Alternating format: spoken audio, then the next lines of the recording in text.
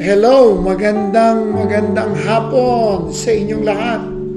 Waipan Church.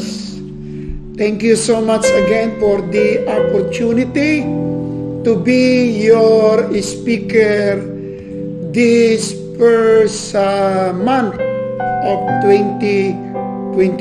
I miss you all, and most especially your pastor, si Pastor Julius. Nagkakausap lang kami online, walang physical because of this pandemic.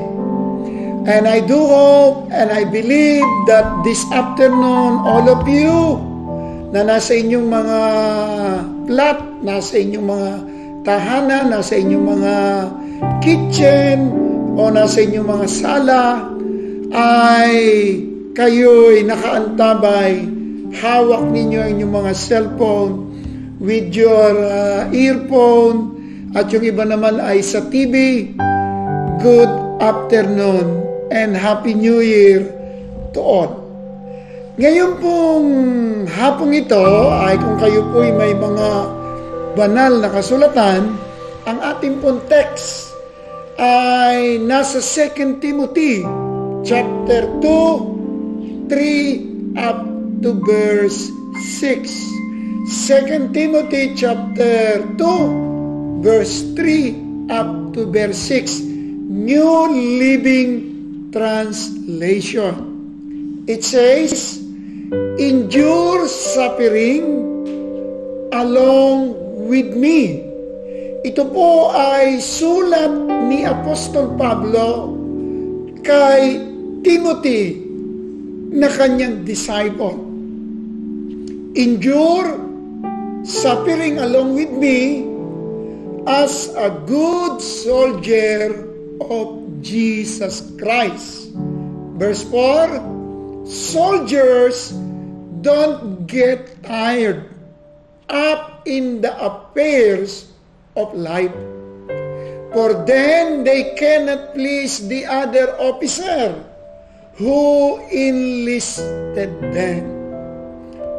Verse 5, and athletes cannot win the prize unless they follow the rules. And lastly, a hard-working farmer should be the first to enjoy the fruit of their labor. Tayo po'y manalangin as we after the reading of His Word. Lord, salamat sa lahat ng maaabot ng digital platform na ito where your Word is preached. We know this is a boundaryless, wala itong hadlang, wala itong pigil, nakararating ito sa maraming lugar. And I pray, inspire us as we come to your word and study it. Bless us always, and we plead your blood over this Friday service. We love you, we praise you in Jesus' name, and everybody says, Amen and Amen. Dito po sa mga talata na ating binasa, ay ito po'y bibigyan ko ng topic about the soldiers, the athletes, and the farmers. No? Soldiers, athletes, and farmers. Three very expressive metaphor. Pag sinabi yung metaphor sa Tagalog ay talinhaga. Gumagamit ang Diyos ng talinhaga para madali nating maunawaan, maintindihan ang mga lihim ng kaharian. At dito nga ay may three very expressive metaphor na ginamit si Apostol Pablo para kay Timothy, and not only Timothy, but for all of us who believe in the Lord Jesus Christ. Ano yung three very expressive metaphor? A soldier, an athlete, and a farmer. napakahalaga ng tatlong ito para makapamuhay tayo ng nakalulugod, nakasama, na nakikipagpartner sa ating Diyos. At binigyan tayo ng kaalaman, ng karunungan ng apostol na ito. At hinahalintulad niya ang buhay natin sa isang sundalo, sa isang atleta, at sa isang magsasaka. Dapat alam natin sa ating buhay kung kailan tayo magsasaka, alam natin kung kailan tayo atleta, at alam din natin kung kailan tayo sundalo. Nasa labanan ka, hindi pwedeng magsasaka. No? Tayo ay nasa panahon ng kagalakan, hindi naman pwedeng sundalo.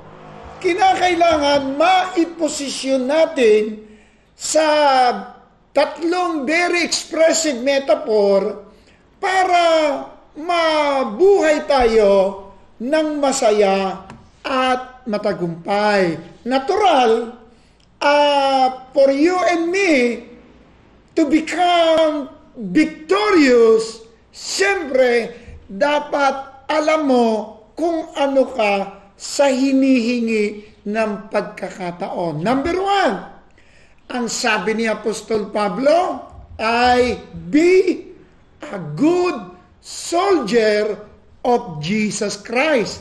Anong ibig sabihin nun? Anong ibig sabihin nun? No? Na tayo raw ay mga sundalo ni Kristo. Tayo raw ay mga pag sinabing sundalo, no, ay ipinapaalam sa ating lahat that we are not in a playground. We are on the battleground. So dapat nating maintindihan, the day we accepted Christ and the day we commit our life to Him, I want to congratulate you.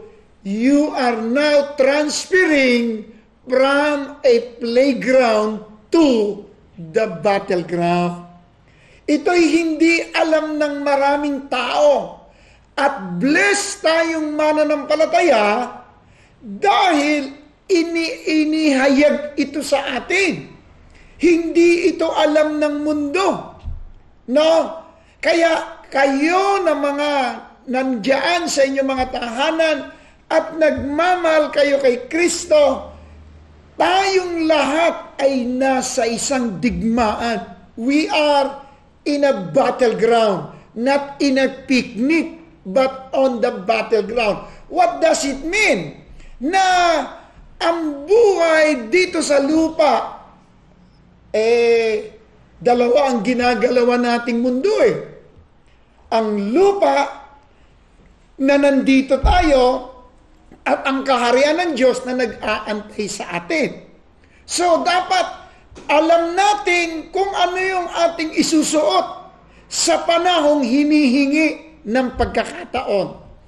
Kaya nga, speaking of soldiers, ay talagang may tatlong di kayong makikita rito sa soldiers, sa athlete, at sa farmers. Number 1, I salute for the dedication or dedicated like soldiers, disciplined like athletes, and diligent like farmers. So yung tatlong yon, dapat alam natin kung kailan natin isusuot yung tatlong metaphor na ito sa hinihingi ng pagkakataon.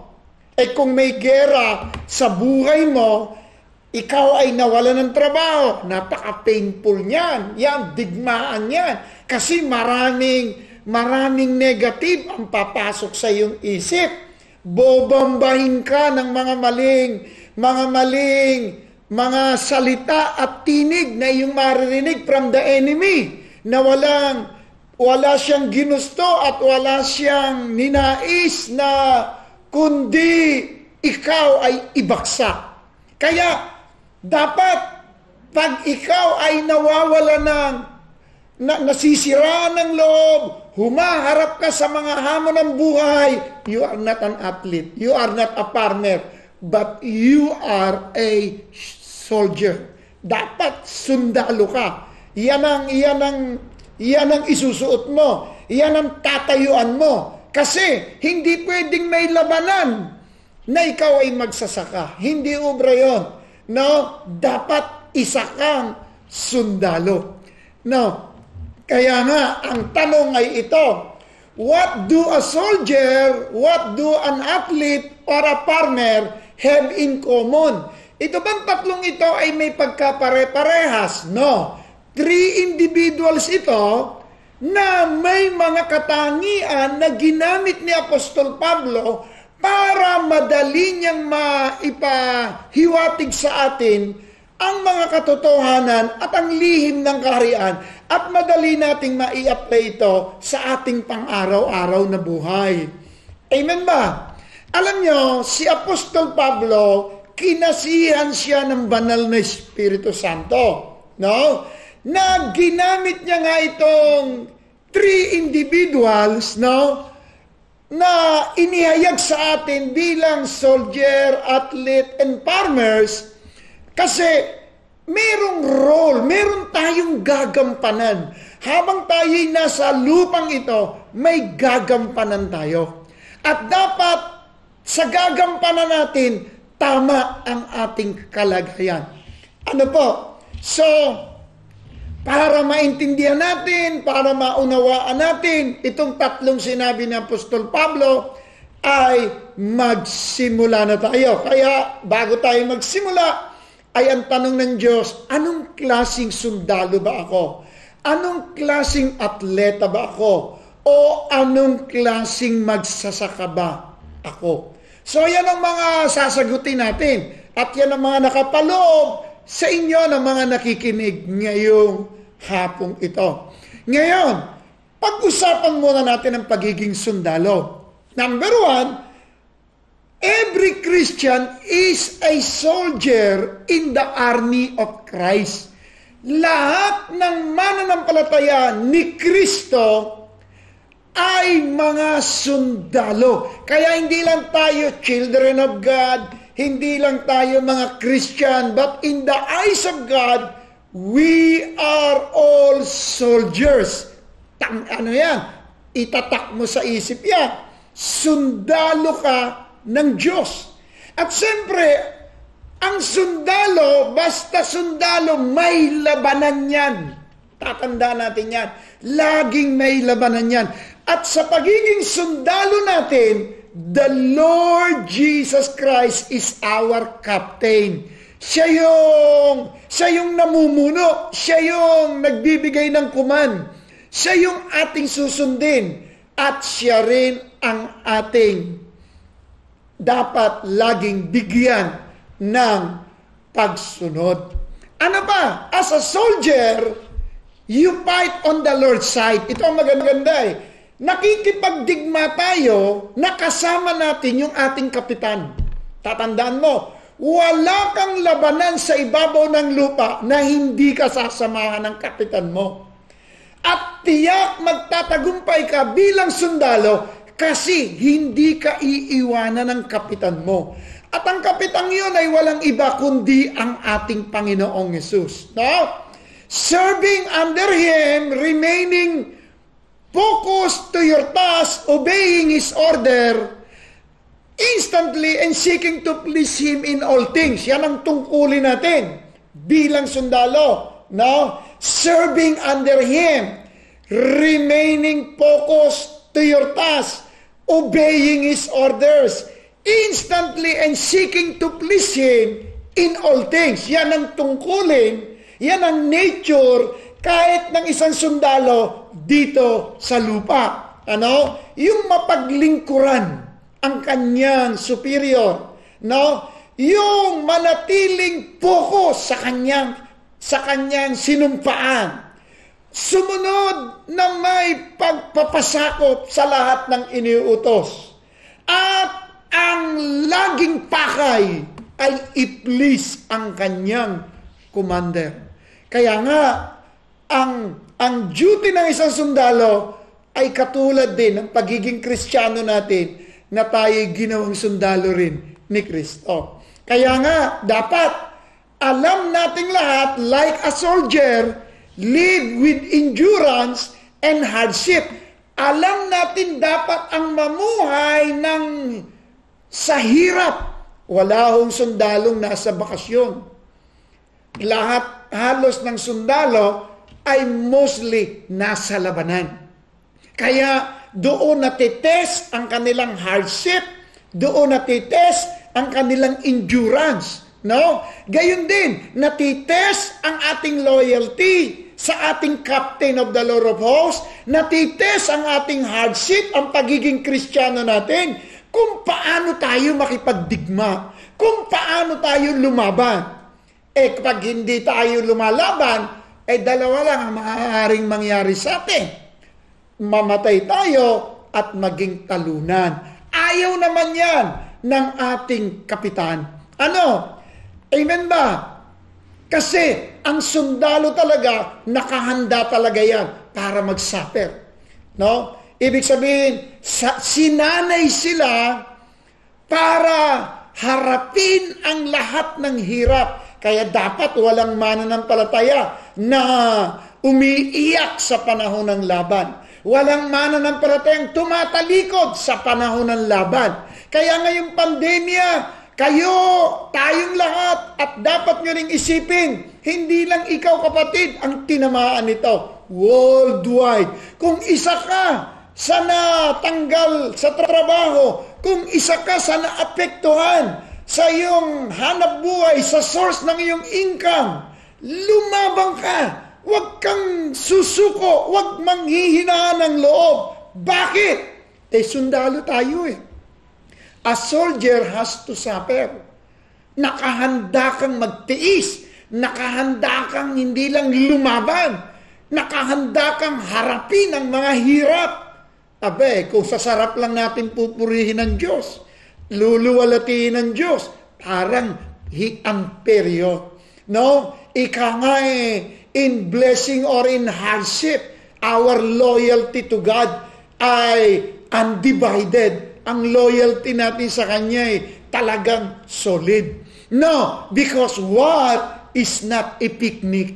Tandaan nyo, tayo ay nasa labanan, wala tayo sa isang outdoor o tayo ay nasa isang picnic na naglalaro, nagkakainan. Life on earth is what? We are on a battleground. Nasa labanan tayo. Nasa digmaan tayo. At nasusubok ang pagmamahal natin sa Diyos kung gaano tayo kagaling na sundalo ni Kristo. Alam niyo, bakit si Pablo ay nagbigay ng very expressive metaphor? At ginamit niya ang sundalo. Kasi exposed si Pablo sa panahon niya sa Roman soldiers. Now, may ideyang marami si Apostol Pablo. Bukod pa sa mga humuhuli sa kanyang Romanong sundalo at nagpapakulong sa kanya. Siyempre, marami rin sundalo ang nakakausap niya. At nalalaman ni Apostol Pablo kung paano at kung ano ang maging isang Roman soldier. At yan ang i-expose ko sa inyo. Ang isang Romanong sundalo, mamamangha kayo. So dapat kung ito nga, ang pinaglilingkuran nila ay ang Romanong gobyerno na mamamatay sila. Handa nilang ibuwis ang buhay nila para sa gobyerno ng Romano. Lalo na tayo na mga mananampalataya na ang gobyerno ng langit, ang Captain of the Lord of Hosts, ang ating pinaglilingkuran. Ito pong mga Roman soldiers, nung panahon po ni Apostol Pablo, were the toughest talagang. Sila ho'y napakatitindi. Alam nyo, habang inaaral ko po ito, parang sila ho ang mga elite ng Amerika na ang tawag sa kanila ay Navy SEAL. Sila po ang elite ng mga sundalo na galing po doon, na ngayon ay nagbabantay sa reyna ng Inglaterra. Yun po ay ang mga Gurkhas. No? Yan po ang matitinik. At dito naman sa Pilipinas, ito yung mga Ranger. Yan ang mga musang ng kagubatan. Talagang napakagagaling po nila sa larangan ng pakikipagdigma pagdating sa gubat. Itong mga Roman soldiers, kaya ito ginamit ni Apostol Pablo nung kausapin niya si Timoteo, at hindi lamang si Timothy, tayo ring mga mananampalataya ngayon, ay itong Romanong sundalong ito is the toughest, the most disciplined. Tingnan nyo ganyan mga sundalo ng Romans, mga toughest and mga disciplined and most resourceful soldiers in the world by that time. Pag sinabing resourceful, sila ilagay mo sa isang lugar na walang tubig, nakakapag-produce sila ng tubig. Ilagay mo sila sa isang lugar na walang pagkain, nakakasurvive sila. Ganyan kagagaling, kahuhusay ang mga sundalong Romano. Tayo lang nakakahiya Kaya nung isulat itong metaphor na ito, as a soldier, nawalan lang ng trabaho. Nako, nagtampo na sa Diyos. Nawalan lang ng income. Nako, nag-backslide na. Nako, nabawasan lang ng sweldo. Nagtampo na sa Diyos. Ayaw nang makinig sa online. Ayaw nang umattend sa mga training. Pero itong mga Romanong soldier ito, not only toughest, not only disciplined, but resourceful. Makinig ka. Sometimes pandemic is permitted. Alam ba ninyo kung bakit pinapayagan ng Diyos itong ganito? Para lalo nating magamit ang ating isipan. Alam niyo ba na itong pandemic na to, wala nang mahirap, wala nang mayaman? Bakit? Itong sakit na to, walang pinipili. Ma-prime minister ka, ma-president ka, ma-vice president ka, ma-congressman ka, ma-senator ka, tatamaan ka nito. Number 2, dati ang mga nag-o-online lang, yung malalaking simbahan, kasi sila lang ang may kakayang makabayad sa TV station. Praise God, ngayong pandemic, halos lahat ng mga pastor nasa online. And praise God, ang dami nilang mga viewers. Wow! Kaya huwag lang natin makita ang kapangitan nitong pandemya. Makita rin natin ang kagandahan nito at dulot nito. Dito na sa Pilipinas, napakasaya Bawal dito ang sabong. Di ba napakaganda noon? Bawal dito ang alak. Bawal dito ang sugal. Wow! Sarado ang mga nightclub. Nakakatuwa ngayon. May curfew. Kaya ang mga kabataan, hindi masyadong nakakalabas. Pati sa mall, hindi masyadong nakakapaglagi. This is a revival. This is not a pandemic. This is the work of God. At ang makita natin sa pandemya is the fulfillment of what God is written. What God is saying. No? Kita nyo, papasok na talaga tayo sa cashless society. Papasok na talaga tayo sa one world government. Minsan hindi ko maisip kung paano mangyayari ito. Ito, nangyayari na. Praise God. Kaya itong mga sundalong ito, resourceful sila. Kaya pinayagan ng Diyos ng pandemic na to for you to become resourceful, not to become complainer. Huwag ang dala nitong pandemyang ito, magreklamo ka. Huwag ang dala ng pandemyang ito, sumuko ka. Maging resourceful ka. Ang mga Romanong sundalo, sa hirap nilang sinusuong, kahit walang mainom, nakakasurvive sila. Bakit? Hindi ka magiging Romanong sundalong toughest and most disciplined and resourceful. Bakit? Kasama sa training nila yan kasi tayo, ang gusto lang natin, blessing. Kung yan ang naman ang pakay natin sa Diyos, yung tayo'y pagpalain. Abay, hindi naman yun lang ang pakay. Hindi lang yun ang gusto ng ating Panginoong Jesucristo bilang sundalo niya. Ano ba? Alam niyo ba itong mga Romanong sundalo? They march 20 miles a day. Lumalakad sila ng 20 milya. Ilang kilometro nga yun? Paki-research niyo yun, 20 milya, ilang kilometers yun? A day yun, Hindi lakad yun na naka-rubber shoes sila, nakasando sila. Hindi po. Sila may daladalang 50 pounds of gear. Ilang kilometro yun? 32 kilometers? Imagine, naglalakad po sila sa loob ng isang araw ng 32 kilometers. Ang layo nun. Malayo ko yung 32. Sila hindi naka-rubber shoes dito. Wala namang rubber shoes nun Sila may bit-bit na 50 pounds. Pakitingnan nyo rin kung ilang kilo yung 50 pounds.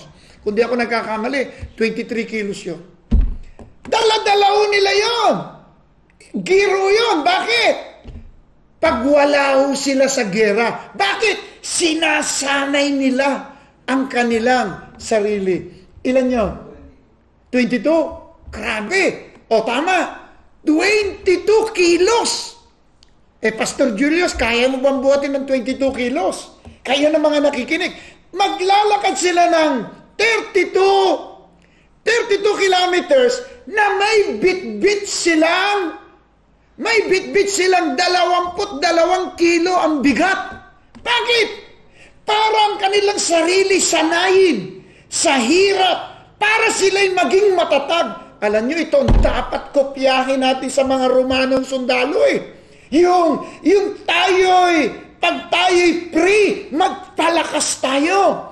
Talagang dagdagan natin ang ating panalangin. Dagdagan talaga natin ang pagbabasa natin ng Biblia. Pag may training at libre ka, pumunta ka.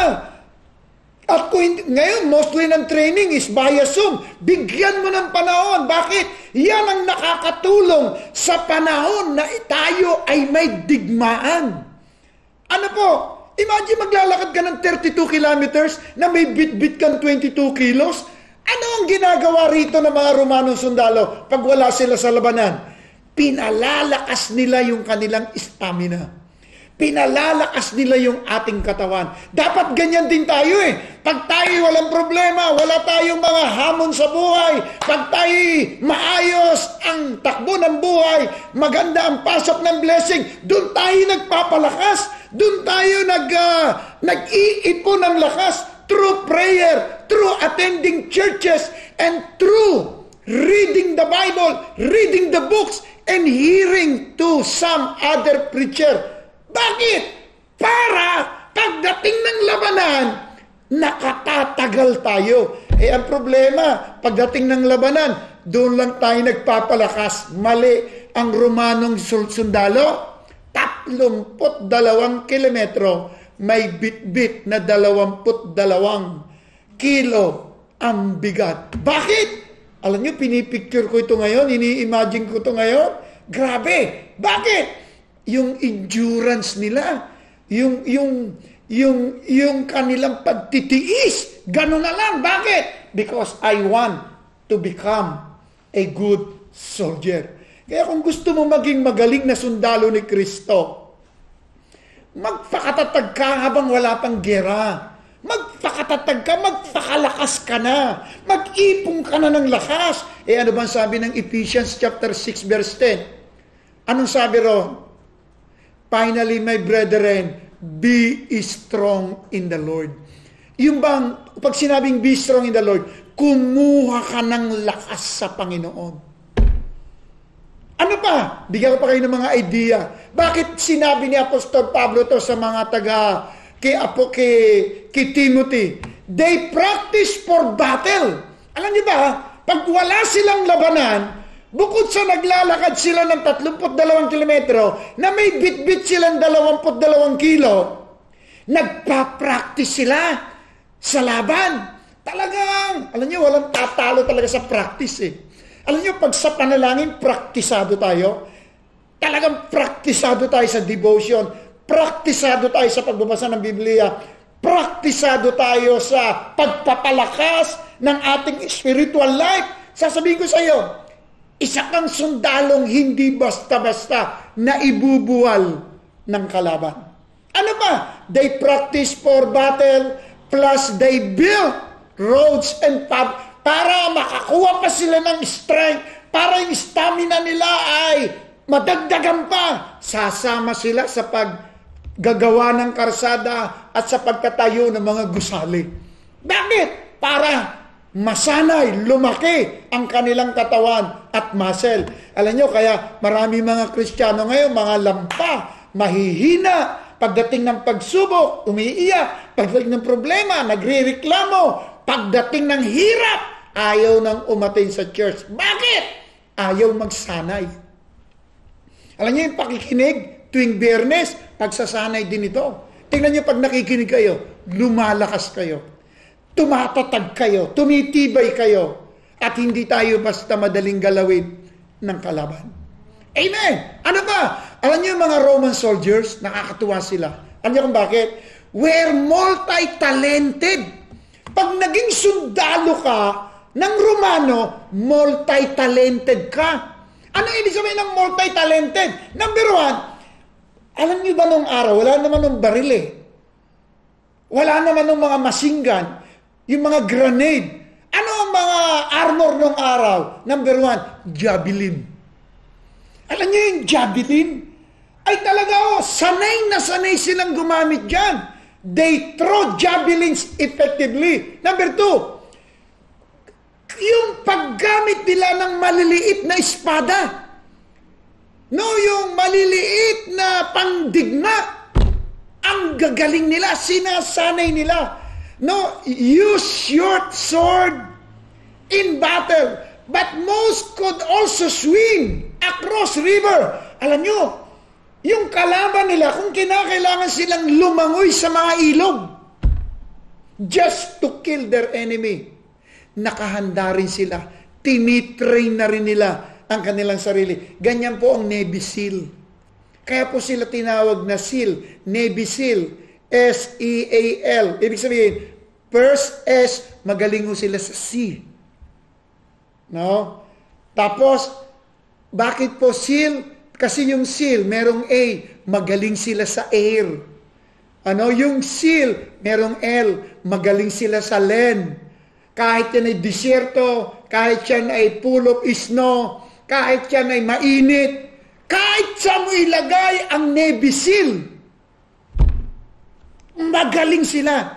Sea, tingnan nyo, tubig, ilog, dagat, sa ilalim ng tubig, napakagagaling ho nila. Ganyan ho ang mga Romano. Kaya nilang lumangoy sa ilog, mapatay lang ang kanilang kalaban. Ganyan ho eh. Tingnan nyo ang kanilang dedication. Tingnan nyo, kaya nga ang gamit ni Apostol Pablo, endure. Endure like a good soldier of Jesus Christ. Endure. Gaano kahalaga yung salitang endure. Napakahalaga niyan. Sa isang sundalo, yan ang laman ng kanilang puso. Yan ang laman ng kanilang isip. Diyan sila gumagalaw. Yung endurance nila.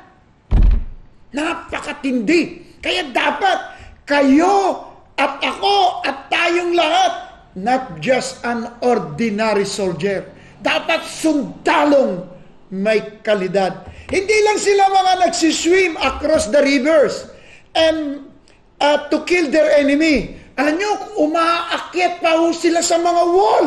They are trained na umakyat sa mga wall. Grabe, isipin nyo. Di ba nanonood naman kayo ng gera nung araw na mga palabas? Di ba nakikita ho ninyo yung mga napapadiran? Sila rin yung mga trained army na umakyat ho ng walls. Mag-shoot din ho sila ng arrows. Ang gagaling din ho nila. Sumakay ho ng mga kabayuhan. At sila'y sumakay sa kabayo at makipagdigma. Ano po? At ang mga Romanong sundaloy may mga war machine din. Silang lahat ay fully equipped, fully trained sa lahat ng uri ng pandigma. Kaya kahit anong hawakan nila, mga eksperto sila. Dapat ganun din tayong mga mananampalataya. Pagdating sa hirap, expert tayo. Pagdating sa pagpapala, expert tayo. Pagdating sa paglakad na nakalulugod sa Diyos, magaling din tayo. Sa lahat ng bagay, ang Kristo'y lagi nating napararangalan. Isang sundalong walang sukat ikahiya na gumagawa, multi-talented, na kahit anong sandata, alam nating gamitin. Ang dami natin sandata sa Bible.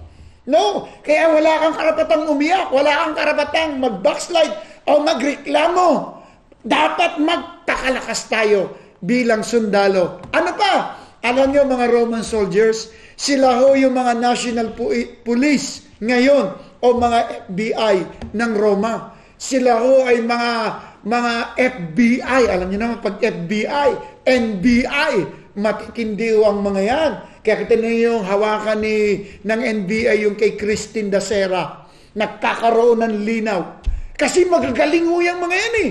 So dapat ganun din tayo. Yung mga hindi natin naiintindihan sa Biblia, talagang sinasaliksik mo, talagang inaaral mo, talagang inaalam mo. Pero bantayan mo ang puso mo naman.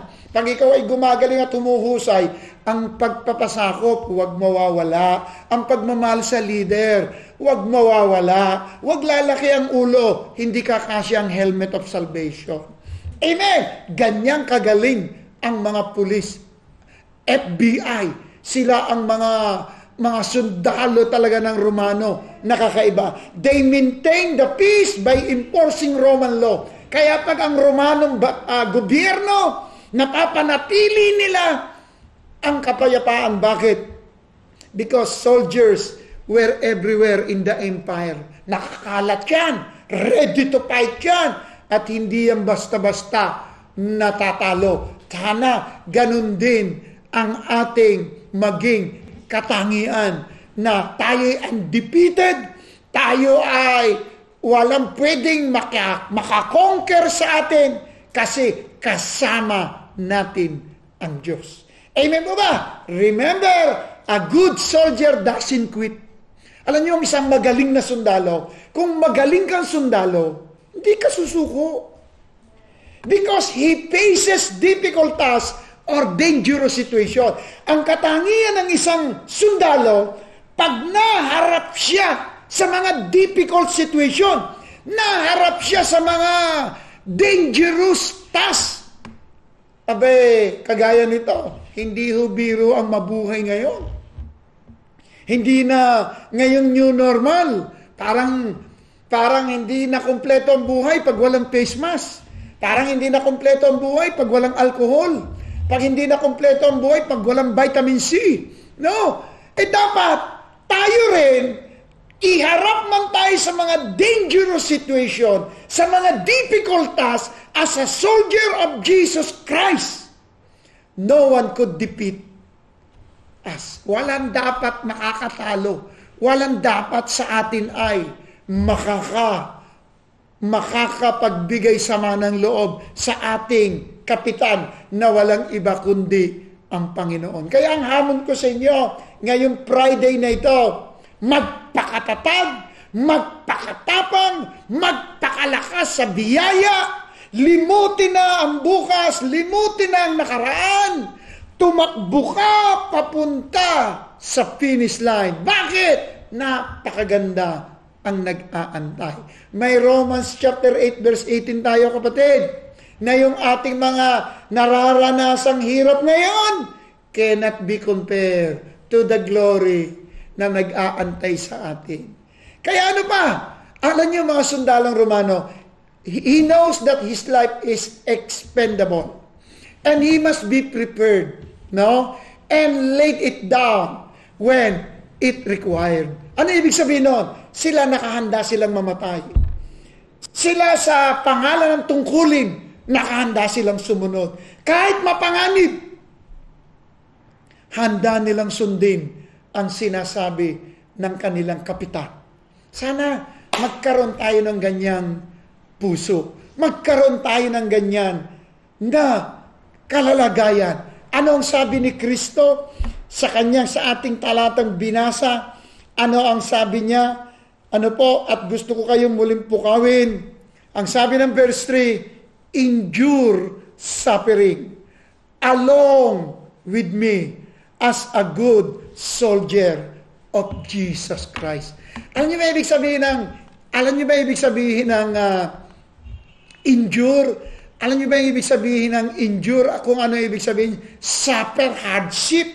Bakit sinabi ni Pablo na suffer hardship? Ang ibig, as a good soldier of Jesus Christ, ang ibig sabihin nun, join in suffering with me. Join in obedience in me. Join in unfaltering loyalty. Join in sacrifice and discipline. Kaya nga, parang sinasabi nung tatay sa kanyang anak, ni Apostol Pablo, kung ano yung hirap na pinagdaanan ko, daanan mo.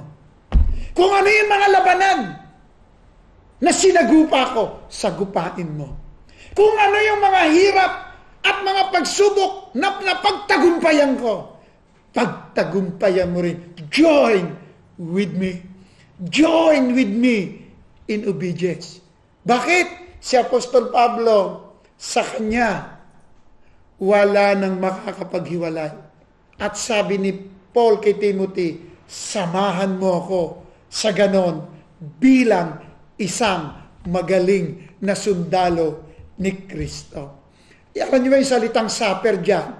No? Verb ho yun sa Griego. Ano ibig sabihin? Suffer hardship does not sound pound. It is not friends. Ano? It is a compound verb translated elsewhere. Ang ibig sabihin, share my pain. Take your part in suffering. Accept your share of unjust evil. Take your part.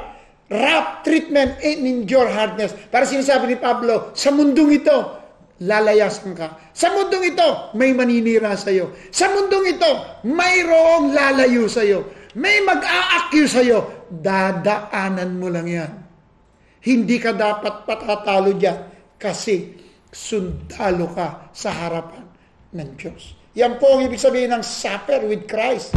No? Endure suffering as a good soldier of Jesus Christ. Kasi yung suffered hardship literally means to suffer evil, to suffer trouble, and to endure injustice. Talagang ang pagsunod sa Diyos, may mga mararanasan talaga tayong injustices. Nakarinig na ba kayo ng ganito? Lord, bakit naman sa trabaho, perfect naman ako sa attendance, ako naman ang pinakamaaga, ba't ako pa ang natanggal? Alam niyo, wala akong kinalaman ng Diyos doon. After 1 year, nalaman mo, lahat na mga kasama mo, may demanda, at makukulong. Ikaw natanggal, hindi ka nakasama. Kapatid, may mga ganyang pangyayari. Kaya nga, pag sinabing suffer hardship, literally means to suffer evil. Nakahanda ka talaga na ikaw ay makakaranas ng mga hindi ka nais-nais at kagusto-gusto. Yung i-accuse ka lang, masakit na yan. Yung siraan ka lang, masakit na yan. Yung ikaw ay layuan, napakasakit niya. Bahagi yan. Kasama yan sa pagiging sundalo. Haharapin mo yan. Yan ang mga difficult tasks. Yan ang mga obstacle. Yan ang mga obstruction. Yan ang gigirain natin. Pag hindi tayo matatag dyan, hindi tayo makatatagal sa panahon ng hirap. Anong sabi ng Proverbs 24:10? Ang hindi makatagal sa panahon ng hirap, kokonti ang lakas. Bakit ang mga sundalong ito nakakatagal sa panahon ng hirap? Kasi galing sila sa training, hinasa sila. Bakit tayo may online? Bakit tayo may training? Bakit tayo may Zoom? Bakit tayo may online digital? At bakit may preaching of the word? For you to be trained and for you to be prepared. Bakit? Sapagkat sa mundong ito, ang buhay Kristiyano, punong-puno ng labanan at tayo ay nasa digmaan. Maaari hindi ko na po matapos at loobin na ng Diyos sa susunod, yung pong atleta at yung pagiging isang magsasaka. So tandaan mo, Sa buhay, dapat alam mo iposisyon. Kung may gera, sundalo ka. No? Tapos, may panahon na kailangan magsasaka ka. Marunong kang magtanim. Sapagkat ang magsasakang marunong magtanim, isang araw, may aanihin. Ang isang atleta, kilala yan sa dalawang bagay. Training and discipline. Alam niyo ba yung discipline? Diyan kinuha yung salitang disciple. Bakit may discipleship si Jesus? Kasi nawala ang discipline. Tingnan niyo mga Kristiyano sa physical, late, di ba? Ang discipline nyo. Walang dalang notebook, walang dalang ballpen, hindi nakikinig. Yan, ang discipline nyo. Kaya gusto ni Jesus, disciples. Maibalik, ayusin ang buhay ng mga mananampalataya. Kapatid, sa oras na ito, tayo'y manalangin. Pagpalain ang iyong salita sa 2 Timothy chapter 2, 3 and 6. Ito po'y aming pang-aralin, ito po'y aming pangbasahin, ito po'y amin pa, Panginoon. Laliman, diskubrihin ang mga katotohanang nakatago pa rito. At ako'y nananalangin sa lahat ng mga Waipan people. Kayo na mga may sakit, ipatong ninyo ang inyong kanang kamay sa bahagi ng katawan nyong may sakit. Lord, nakikita mo yung iba'y nakapatong sa ulo, sa tenga, sa dibdib, sa balakang, sa tuhod. Maaring may migraine, may vertigo. O Lord, maaring may lagnat, may ubo, may trangkaso. Lord, hindi makatayo, hindi makalakad, may back pain. In the name of Jesus, I did not permit it in the name of Jesus. Hindi namin pinapayagan itong maghari sa kanilang mga katawan. At ang pinapayagan namin ay ang kagalingan ay dumating sa kanilang ulunan hanggang sa kanilang talampakan. I-bless mo rin po, Panginoon, ang mga kapatirang ito na hanggang ngayon nagtatrabaho pa. Iba man sa kanila ay nabawasan ng sweldo, at least may pa silang trabaho. At sila naman ang mga nawalan pa ng trabaho pero may visa pa, bibigyan mo sila ng trabaho. At ang mga malulungkot at baksak, hindi mo sila iiwanan. Hindi mo sila pababayaan. Sila na mga nasa difficult and dangerous situation, teach them to become a good soldier of Jesus Christ. At gayon din, O Diyos, sa pangalan ni Jesus, ipinagpipray ko, O Lord, ang bawat sambahayan na nakikinig ngayon, matatapos ang 2021, walang aksidente, walang sakuna, walang disgrasya. At salamat po, Ama, sa simbahang ito, sa pamumuno ni Pastor Julius. Continue to be with him, continue to work in him, and continue to add more souls for your glory. At Lord, O Diyos, ang Biyernes na ito, umabot po kayo na maraming tao, at marami ang mahamon, marami ang mapalakas, marami ang mapagpala. Ito po ang aming dalangin, ito po ang aming samo, sa pangalan ng aming Panginoong Hesus. Lahat po tayo ay magsabi ng Amen and Amen. Salamat po mga church sa Waipan. No, mabuhay po kayo. Thank you for the opportunity. Thank you for the invitation, Pastor Julius. At tatandaan po ninyo, hindi ka lang Kristiyano, ikaw ay isang tapes, discipline, and resourceful soldier of Jesus Christ. The Lord bless you and keep you. The Lord make His face shine upon you and be gracious to you. The Lord lift up His countenance upon you and receive shalom, shalom. God bless you all. Mabuhay at Happy New Year sa Waipan Church. Thank you, Pastor Julius. God bless you.